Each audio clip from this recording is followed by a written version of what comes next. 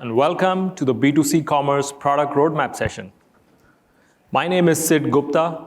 I'm a Senior Director, Product Management at Commerce Cloud. And today we are going to be talking about our roadmap. And yes, it's agile, which means by the time I finish this sentence, it might have changed already. So that brings us to the forward-looking statement.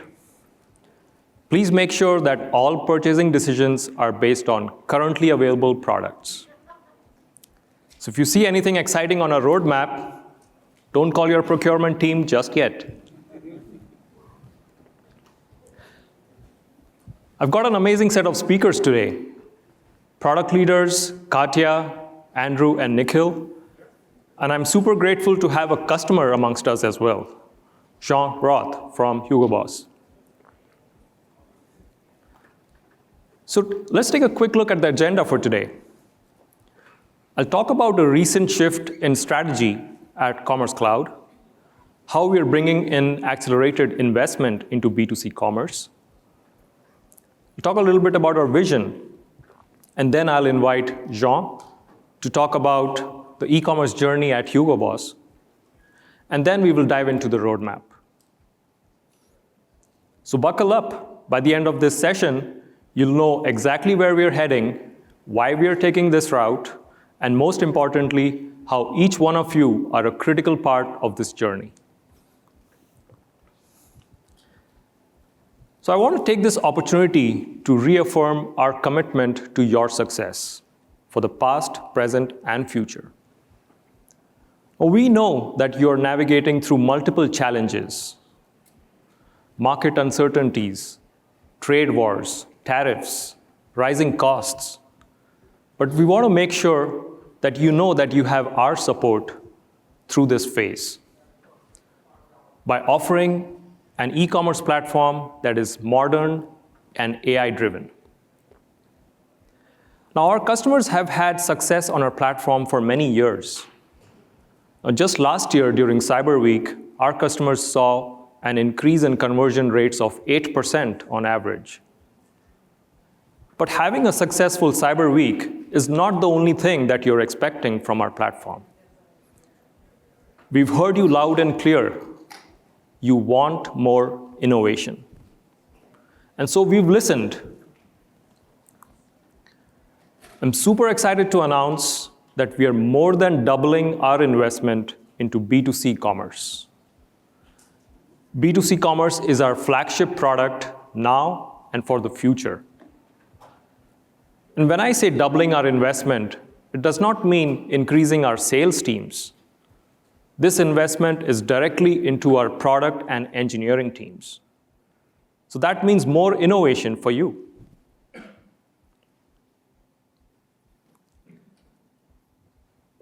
The reason why we think that we need to double down on B2C commerce is because we truly think that the next decade of commerce is agentic. And the B2C commerce product is best equipped to deliver those agentic experiences. If you look at the shopping journey for the last 30 years, we've come a long way from shopping online in the 90s to web and mobile apps in the early 2000s to shopping via social channels like TikTok in the last 5 years. And now we are already seeing agentic commerce, where agents are able to resolve customer inquiries, engage shoppers with personal assistants, and automate common commerce tasks such as looking up an order. So that brings us to our vision, where we want to lead the agentic future of commerce and deliver a deeply unified commerce solution across commerce, order management, point of sale, that optimizes conversion, time to value, and total cost of ownership. So let's take a closer look at where all that investment is going. First is agentic commerce. As I mentioned earlier, we see agents dominating the next decade for commerce. And so we want to redefine the search and discovery experience for our shoppers beyond the traditional storefront So think about new channels like ChatGPT and Perplexity. We want to do seamless marketing and commerce flows, which means every interaction with your shopper can be enriched and personalized in near real time. We want to optimize for high conversion. This means offering a complete and robust storefront template out of the box. Now, we've got many customers who have above industry average conversion rates, like more than 2%. So we want to take all of that collective wisdom and apply all the best practices that we have and bake all that goodness into a storefront template so that every customer has a high converting storefront right out of the box. Unified commerce is the next area of investment, where we want to deeply integrate bidirectionally between our data layer, which is Data Cloud, and Commerce Cloud, like B2C, B2B, OMS, and point of sale, as well as the broader Salesforce ecosystem. Trust and high scale continues to be a high area of investment, where we want to make sure that you have a successful cyber sale, and not just during Cyber Week, but any time during the year. And then we want to recreate the merchandising experience with contextualized workflows. So we want to bring in data, insights, and workflows and tailor that according to the role that is logging into Business Manager. So as you can see, there's a lot that we're investing in, and all of that means more innovation to you. So our innovation is driven by customer feedback. While we are excited about this future of increasing the investment, we also wanted to deliver something more impactful before holidays this year. So we looked at the feedback coming from our Voice of the Customer reports, from pilot and beta program feedback, and from our Trailblazer community. And we've identified a set of features that we can deliver across all domains before holidays. So these features are on top of the original roadmap that we already have. So we're super excited as PMs to get more features to you. Our team will then talk about some of the features we're planning to deliver in more detail, but stay tuned for that. Customer feedback is super important for us as we shape our roadmap. And I'm fortunate to have a customer here with us in the room. Here to talk more about the e-commerce journey at Hugo Boss, let me call upon stage Jean Roth, Vice President of e-commerce. Yeah.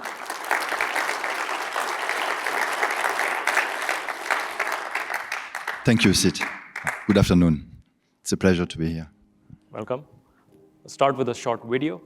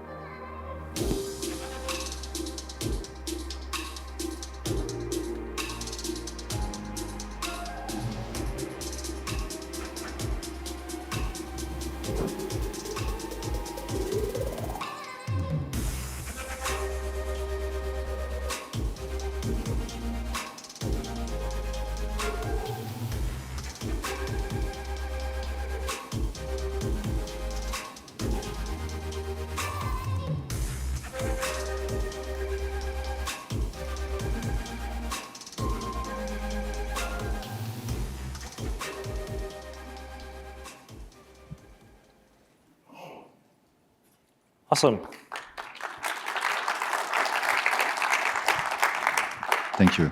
That was an amazing video. So Jean, can you tell us more about your e-commerce journey at Hugo Boss since the time that you joined, and now how has that journey changed? Well, when I joined, it was 2018, but before there was a big job made by the team to set the scene on the tech stack and on the fulfillment stack. So, which means that we were ready to grow. The mandate was very clear: is to increase the digital footprint, the share, and really driving the omni-channel business, because this was also something which was a DNA at that time when we implemented the tech stack. So redirect to customer business. So create we call it the e-com powerhouse, bringing in, let's say, the team, the expert who drives business KPIs, the operational excellence. And as you can see here, I try to re-slice it in four major steps. The first was organized for growth, as I said. So we had set the scene technically, but also with the team. And then we had really a phase of hyper expansion, which was also facilitated by the Commerce Cloud setup. So we could do it really fast. So we went from 9 countries to over 70 countries in less than 2 or 3 years, which was really a great accomplishment. It's not only hv.com, let's say, our branded website, it's our partner business. So we could also look in the landscape of our partner business, bringing in new models and making sure that we can really unlock the full potential of our, let's say, potential digital footprint. The two second one are very linked to the Claim 5. I think, I don't know if you heard about it, but we had a new board. The ambition was at that time to double the business in 5 years. We did it in 4 years.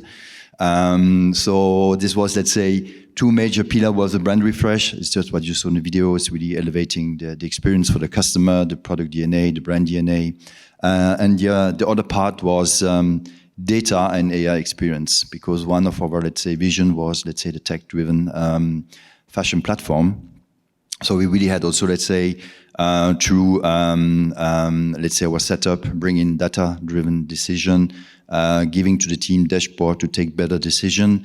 At that time, I think we also had to set up local team to make sure that, let's say, we can really unlock the full potential of the localization. So this was really also one of the major step. And then AI, I think we started already 4 years ago, bringing in, of course, the personalized, let's say, tailored journey on, let's say, targeted touch point. And we are continuing also. I think Agent Force is something we already, let's say, try to get a pulse of. It's our latest, let's say, focus right now. And as I said, innovation still there. What is next? I think Global Commerce, let's say, my team is a part of the omni-channel. So we are looking to bring new enhanced experience when it comes, let's say, to increase the visibility and accessibility, the product discovery, which is also something important when we talk about sale agent. Yeah. And also, of course, the whole loyalty, the loyalty part, where we really, let's say, working on a best-in-class loyalty program across the journey, where the app, which is managed by the e-com team, is really, let's say, the central connector for our customer. That's awesome. In fact, you covered my second question as well, which was, what do you look forward to in the roadmap? So thanks for that. Or what's next for you? Your team size has also increased from 30 to about 140 people.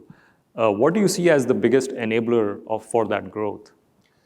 Definitely was the expansion of, let's say, of our brand website, also e-commerce website, but of course, as I said, the partner landscape. I think in 5 years or 6 years, we tripled the business, the e-com business, which is massive. So, of course, we have a great foundation, but we had also to work on a local level to empower the people. I think this is also super important, to empower the people. We have also to prepare ourselves to have new competence, new expertise coming in. AI is one of them, because let's say nobody was really prepared for that, let's say 5 years ago.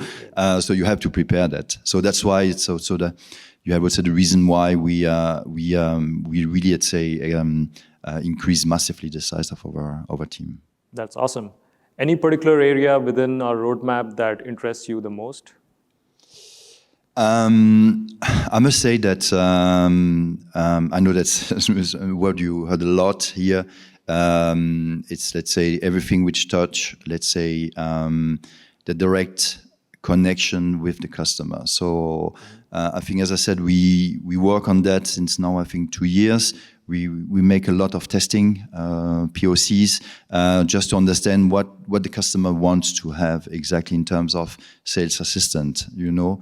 And also we discover also, let's say, that sometimes the customer is not ready for a certain experience. Yeah. So there's also a learning. So it's a lots of test and learn. But what is clear is, let's say, I think the retail is really, when I say the retail, the brick and mortar is always super inspirational, I think. And the mandate of the e-commerce is really how can you close the gap between the retail brick and mortar, and I think this is really something where I see, let's say, a big opportunity definitely to have this personal dialogue, just going out, let's say, of the standard catalog or product discovery, let's say, but really interacting and having, let's say, this exchange with the user. That's awesome. I think we've got some amazing features on our roadmap to bridge the gap between brick and mortar and online, like the Shop the Store feature, which is going GA and will soon be available on our composable storefronts as well. So awesome. Thanks for your time, Jean. It was great talking to you. Thank you very much. Yep.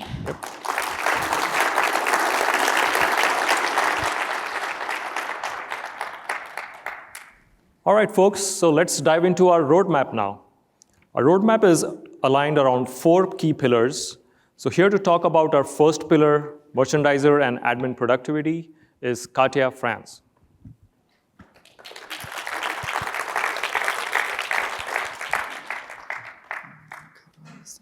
All right, thanks, Sid. Yep.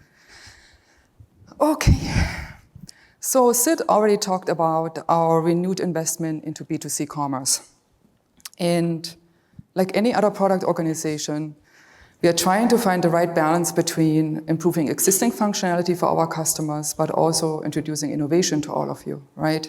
The well-known innovator's dilemma. So what you will see throughout the session today in our roadmap is us trying to find that right balance between improving and innovating. But let's see where we're at for merchandiser and admin productivity. Here's what we're looking to deliver pre-holiday on top of our existing roadmap. First of all, Page Designer is getting some much needed attention in combination with our dynamic categorization feature. So you will see over 50 UI enhancements and bug fixes just in those areas. Bulk editing is finally coming for content assets in Page Designer pages. So if you are a customer specifically managing large amounts of data in those areas, you're probably really happy about these productivity enhancements. We are also launching a beta program for product readiness, which is a brand new capability that we are building, and it allows your merchandising teams to streamline and automate product auditing processes directly within our merchandising tool. And I will be talking about Boost and Bury and vector search in a minute. If you're interested in any of the beta programs or pilot programs that we are mentioning today, feel free to scan the barcode and express your interest. Not all of these programs will start immediately, you will be warned, but we are looking to get your feedback.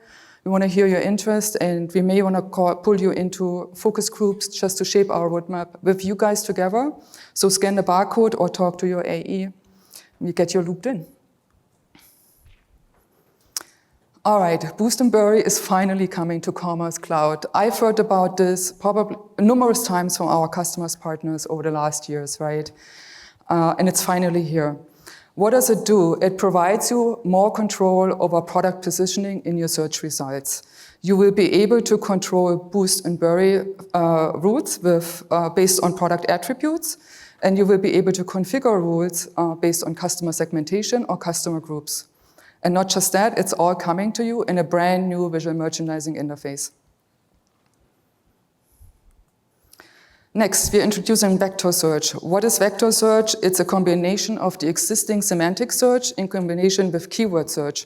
So it's bringing context awareness and intent awareness to shopper queries. A great example would be, let's say I'm going on a storefront and I'm saying, show me something interesting for beach wedding. The vector search is going to be automatically able to detect that I'm looking for something maybe floral or for spring dresses, for something with, let's say, in a yellow color, even with me explicitly addressing these keywords in my search. Vector search is also be able to detect misspellings on synonyms, and it is the foundation for our conversational product discovery in Agentforce. Granular replication. I think we started rolling out granular replication a little over a year ago, and it was actually a huge hit. We've seen quite some adoption for this feature. If you're not familiar with granular replication, it allows you to publish small sets of data into your live storefront. And that comes with agility and speed.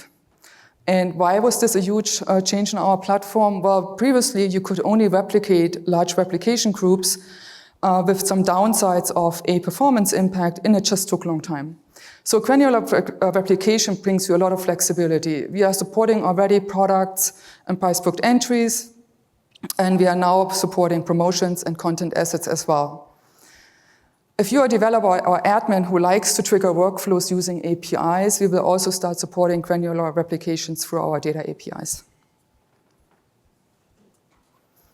For our business users that are using existing intelligence tooling, if you're using existing intelligence tooling as part of your application infrastructure, we are also offering a JDBC connector, and that JDBC connector allows you to directly access commerce data in our commerce intelligence platform.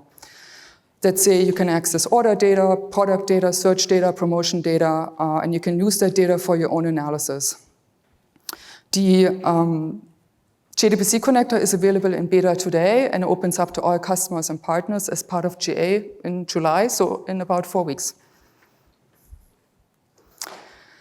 All right, I think this is something where everyone wants, I see all the phones going up.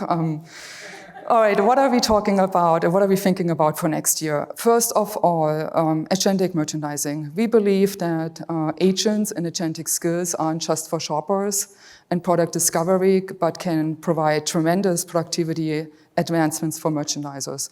And not just by automating workflows, but also by introducing proactive data and proactive insights and building goals and recommendations based on your business needs. Agentic merchandising is a really important pillar as part of our agentic commerce vision that Sid talked about earlier, and we could not be more excited to go on this journey with our customers. Simplified campaign management. We've heard this from customers over and over. Our tooling can be incredibly complex and hard to use. So we are embarking on a journey of radical simplification and making it easier to use. And we're actually starting with one of our most complex modules, campaign management. Visual merchandising assisted by contextual insights. Well, what does that mean, right? We know that for merchandisers, data and insights actually matter most where they do their job directly within the tool. So imagine you're setting up campaigns and promotions and you would have access to promotion performance data right there in front of you. Or imagine you're fine-tuning your search results within a visual merchandising module and you could see search performance data and product performance data right there in front of you. So this initiative will all be about bringing data into the context where you actually need it most when you do your job day to day, so you can focus on your strategy. We've also heard from our customers that there are many use cases out there where you may want to access Business Manager on a mobile device, and we get it. We all live on our phones, right? You may want to review store analytics on your phone. You may want to change a price in a price book. You may want to change start date of a promotion. We are evaluating all these use cases to understand how can we bring a mobile vision of our merchant tooling to you. So hang tight here. And last but least, Andrew is going to talk quite a bit about our investment in PWA Kit. We want to make sure our customers can use Page Designer to manage their React storefront pages directly within the merchant tooling, so you will see a lot of investment in those areas as well. All right. Let's talk about AI, data, and agent, which seems to be the hot topic these days. What's hot off the press coming to you pre-holiday? We are launching a beta program for the Commerce MCP server. If you are a customer or partner who is interested or looking to integrate in the multitude of available MCP hosts out there today that are leveraging LLMs, So think about Cursor, Anthropic, Claude, Perplexity. Our MCP server provides you with a standardized interface as part of a multi-tenant service where you can access your commerce data. So if you're wondering what's the benefit for you or why should you be interested, feel free to talk to Sid here. After the session, you can also approach me or join our beta programs, again, by scanning the barcode. I'm always looking for participants. You also see a lot of enhancements just coming to our shopper agent. We are fine-tuning and streamlining the visual experience of the agent by introducing more modular experience cards. We're extending support for multiple languages for your global audiences. You will see more refined skills for cart and checkout, specifically for composable storefronts. And we are looking at the option to allow you to introduce third-party search support later this year as well. All right, we do know to truly scale agentic customer interactions, we need to equip our agents with more advanced skills, right? So they can truly autonomously drive highly personalized, high-converting shopper experiences. But let's take a look at what's available today. Shoppers can search with natural language, LLM, so perform product discovery across your product catalog. They can also take action based on that search result. They can add products to the cart. They can add product variations to the cart. They can also add intelligent product recommendations to the cart, right? We also introduced order retrieval status, so a shopper can use an order ID or an email to retrieve order status within the agent, reducing clicks or annoying customer service calls. That's available for you today. Where are we investing in our guided shopping agent? We're introducing vector search. I talked about this, semantic search in combination with keywords to bring context-aware search to the agent. We're introducing proactive facet filtering so shoppers can actually filter their search results. And we are also surfacing intelligent product recommendations in case there is no search result. Leveraging Data Cloud, we are introducing product FAQs, where shoppers can search for site-wide or product-specific questions across your product catalog, and that includes product files and manuals. I personally really like this because if me as a shopper, if I would have an easy way, let's say, to ask an agent for care instructions for a dress or a t-shirt versus trying to understand care tag symbols, that would be an easy way for me to introduce an agent shopper facing. There's so many use cases just for this one line item. And last but not least, we are also looking to remove a lot of friction from the checkout process, specifically for product variation handling in the basket. We are adding express checkout options such as Apple Pay and so much more.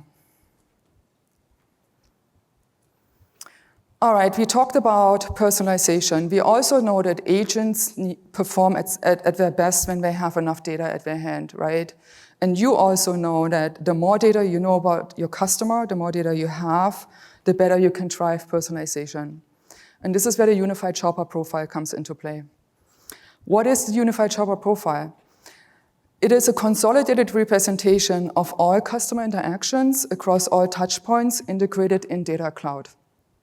And this is a really powerful capability because it harmonizes data for both guests and registered shoppers, irrespectively where the shopper actually engages with your brand. And it does so by meticulously tracking all those shopper activities, cart engagements, product impressions, page impressions, wishlist engagements, and merges those activities into one holistic profile for each shopper. So now that you have that 360 view of your customer, you have a really powerful tool in your hand to drive really highly personalized experiences. Coming later this year. All right, so we know we need data, we know we need that data in Data Cloud, but how do you get your data into Data Cloud? You have options today, right? We provide a Data Cloud connector that moves your data into Data Cloud that can be configured in our merchandising tool.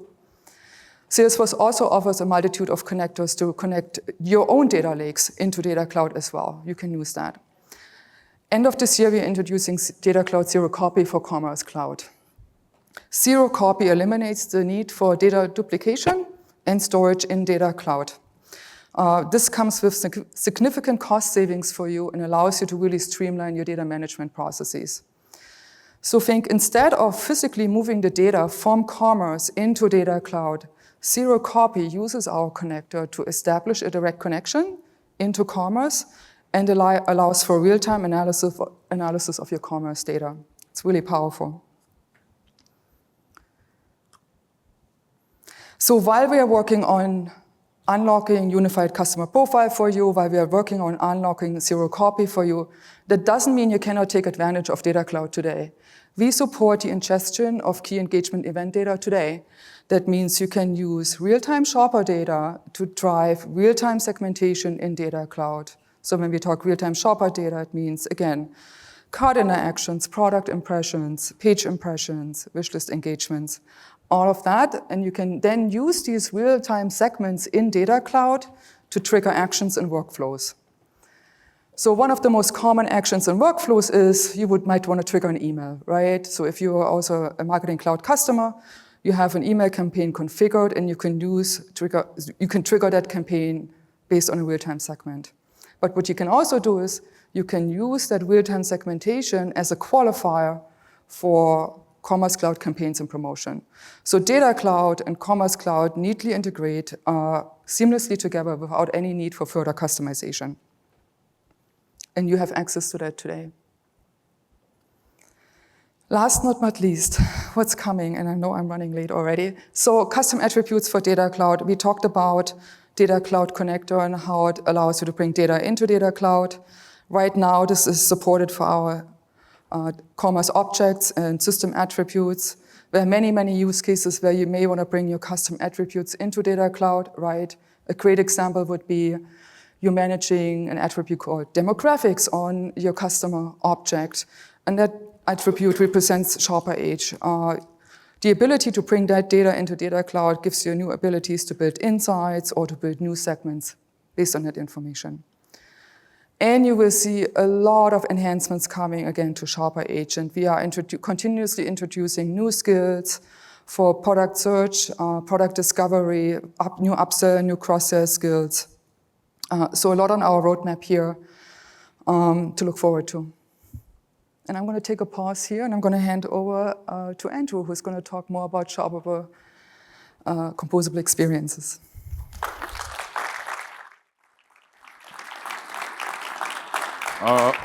All right. Thank you, Katja.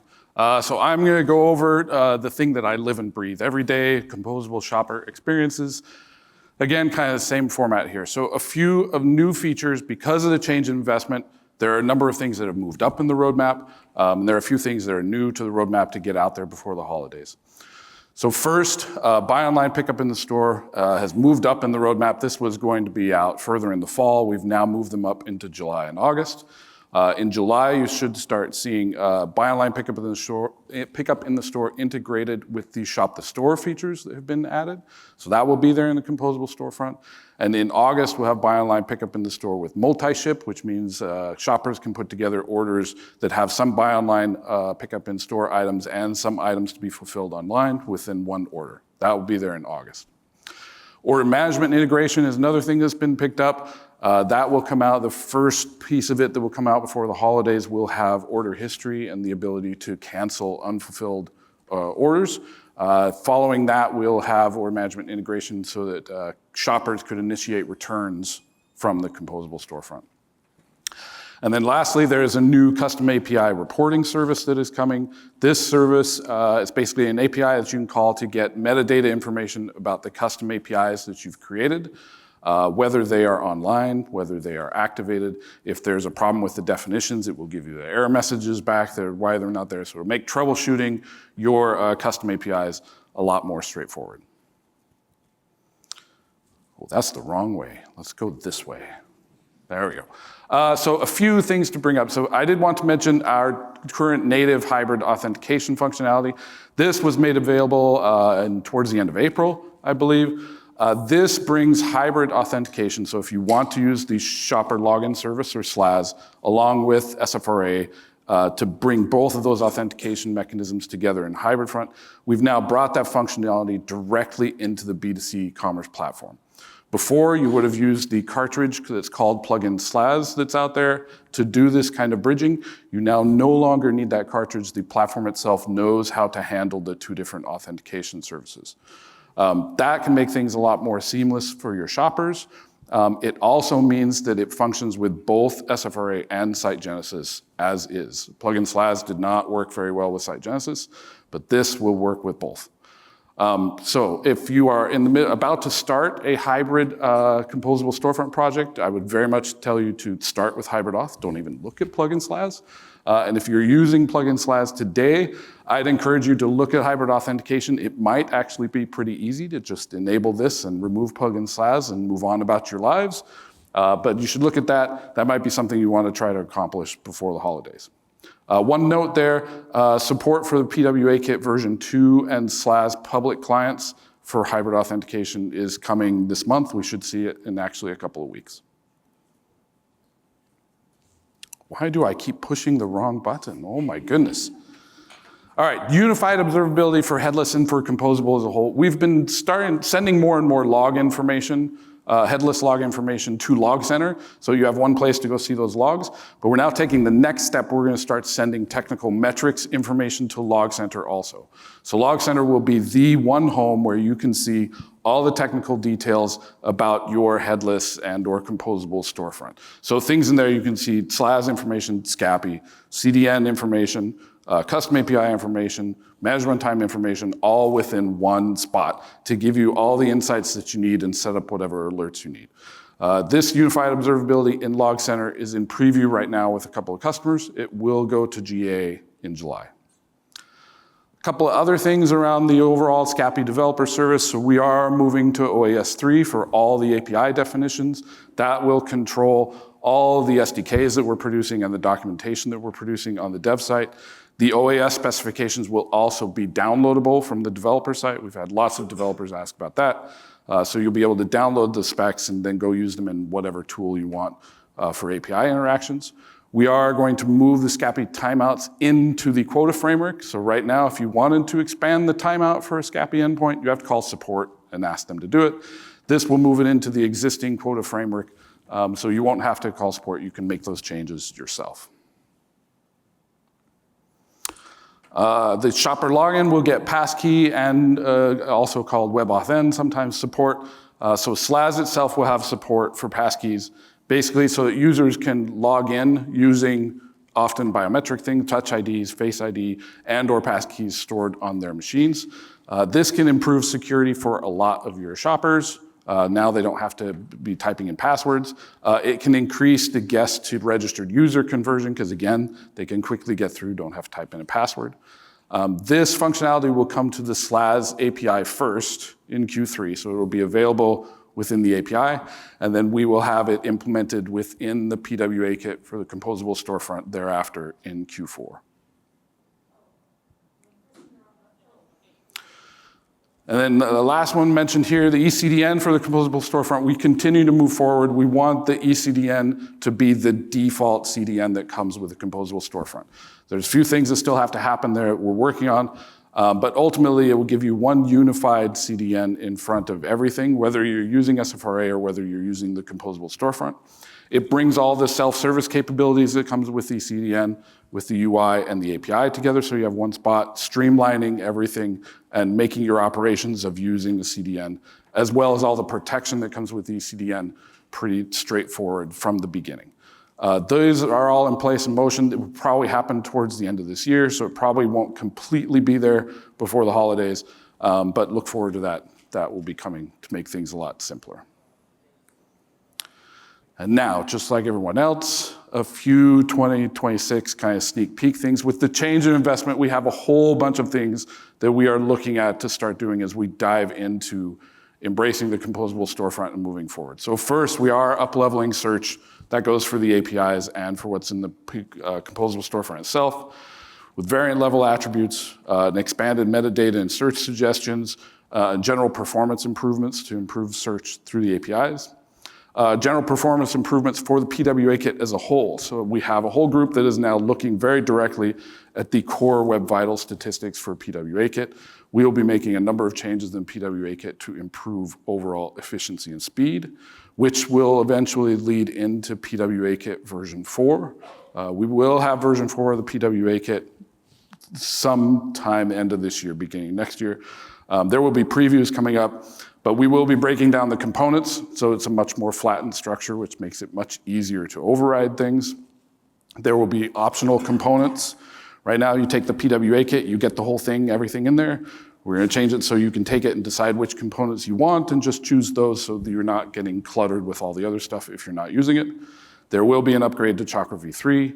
TypeScript will be default out of the box. There will be better extensibility overall for ISVs and even customers themselves to add things and plug things in. All those are coming. We'll have previews over the next few months to get with customers. An overall improved developer experience, we're looking at agent options and just general AI options for doing development with the PWA kit. There's a team right now that's looking at how we can enable Cursor, so you can easily use Cursor to do things with the PWA kit. There's a team that's looking at how we can produce AI agents for helping with upgrades, like maybe upgrading from one PWA kit version to another, or even from moving your SFRA site into the PWA kit through an agent. Those are all being looked at right now. And then we are still adding more and more logs to the unified observability within Log Center. That will be coming.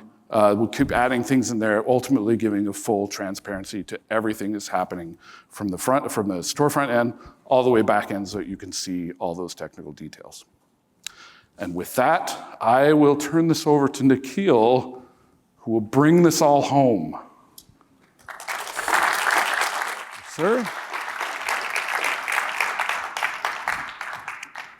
All right. Hello, everyone. Thanks, Andrew. I'm Nikhil Lakshminarayanan. Like you mentioned, I'm going to be covering the last part of this section. I'm part of the product team at Commerce Cloud. I'm going to be walking through some of the exciting innovation coming out in the trust and scale sections. As you're all aware, trust remains our number one value, and so it's always top of mind for us here at Salesforce. All right. Following on with my predecessors, I'll start with the additional voice of customer items that we are delivering in this space. Again, all these items are stuff that we are targeting to be released before the holiday season, so stuff that you can actually leverage for the upcoming Cyber Week and holiday sales. Disaster recovery, we are aiming to cut down the time to complete the process from 4 hours all the way to 1 hour, which is huge. And then for realm provisioning, we know currently it takes about 15 days for a realm to be completely provisioned. We are aiming to cut it down by half to 7. Log streaming will be available to 2 new services, Sumo Logic and Elastic. On the replication front, for merchandisers in the audience, you will have the option when you're replicating a catalog to exclude the static content in there because, one, it's unnecessary, and then this will also result in the replication runtime being a lot quicker. And then the code profiler is going to have additional enhancements, which will allow you to enable script API tracing in production mode, which was not previously available. So it just gives you more insights into the performance and functioning of your customized implementations. All right, let's dive into the specifics of items that were promised and are being delivered. Beginning with Business Manager UI support for PCI 4.0 compliance. This is of interest particularly for customers because it has implications for your performance, for your security, and the other spaces there. Why is this important? Because this moves all of the required processes for you to be compliant with PCI 4.0 from just being available through APIs into directly integrating them into Business Manager UI. So clicks, not code. We will also be providing necessary tools to help you with the compliance requirements, including visibility into scripts violating set policies, to allow list payment scripts, and then to help you get set up with the move to Hyperforce, we will also allow you to use Business Manager and the CDN APIs to migrate legacy zones to SSL v2 proxy zones. Proxy zones are inherently better just because they prevent hierarchy assignment issues, and they also use standard ECDN configuration and have things like auto renewal for certificates, so it's a good step up. Staying on the edge, no pun intended, There are other features that are also being rolled out that are also voice of customer items. So ECDN logs and metrics will now become available through Log Center, in addition to helping simplify the process for your monitoring needs. This is also important because it eliminates the need for you to get access to external Cloudflare dashboard. So it sort of brings all of it together into Log Center, makes it easier for you. To add to that, Salesforce will also be accelerating your web store through Argo Smart Routing, which uses real-time data to avoid network issues and find faster routes. Obviously, this is huge because it improves your storefront availability. It's estimated to improve or cut down the HTTP time to first byte by about 30%. And it also is going to be available directly out of the box with the implementation. There's no customization or configuration needed from your side.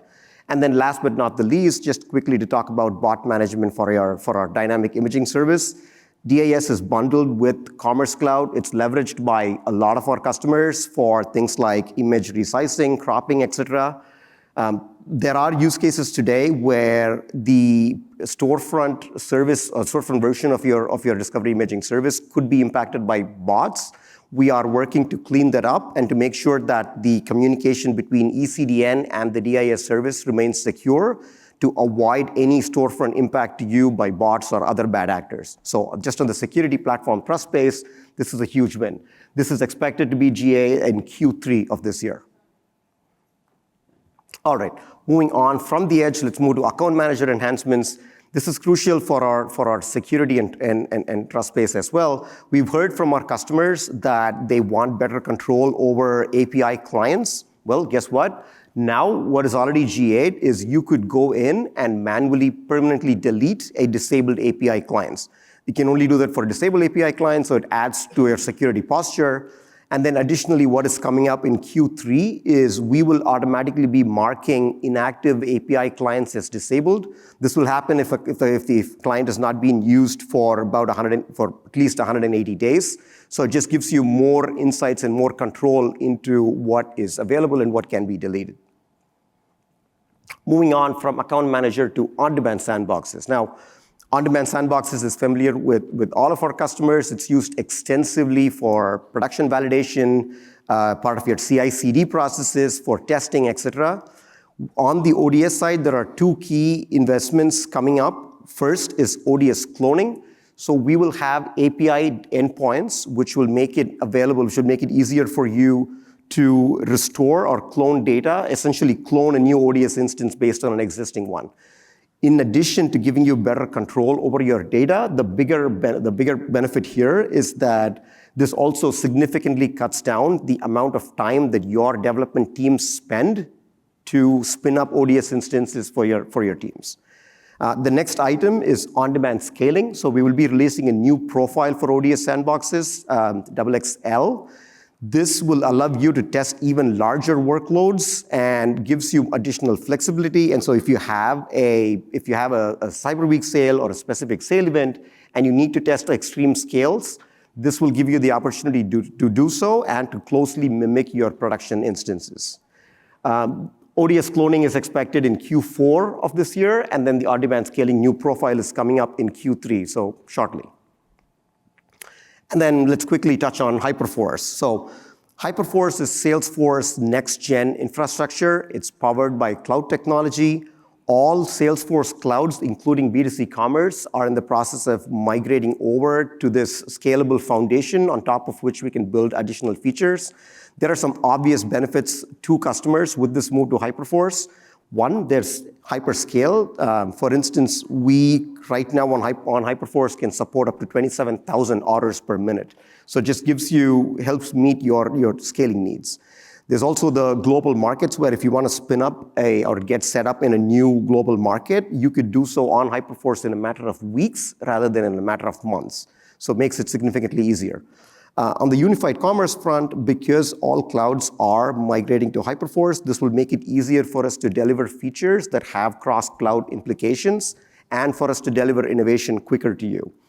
And then there's also enhanced security and privacy built in by making use of features like least privilege control, zero trust principles, and encryption both at rest and in transit.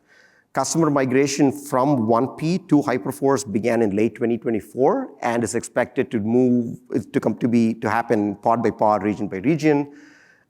You will be notified before your realm has been picked for migration, and it's expected to take a few years. All right, and to wrap it all up, a quick sneak peek for 2026.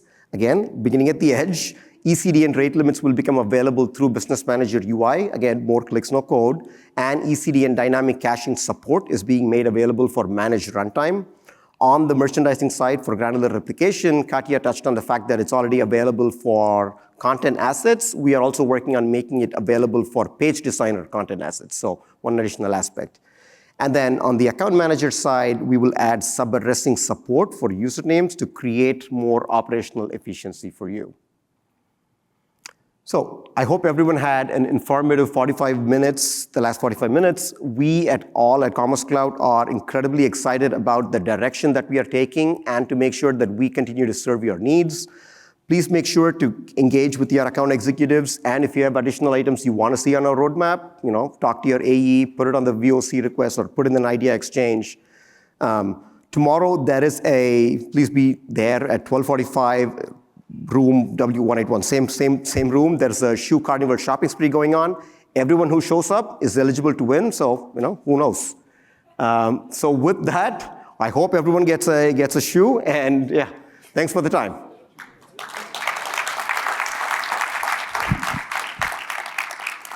Thank you all for joining.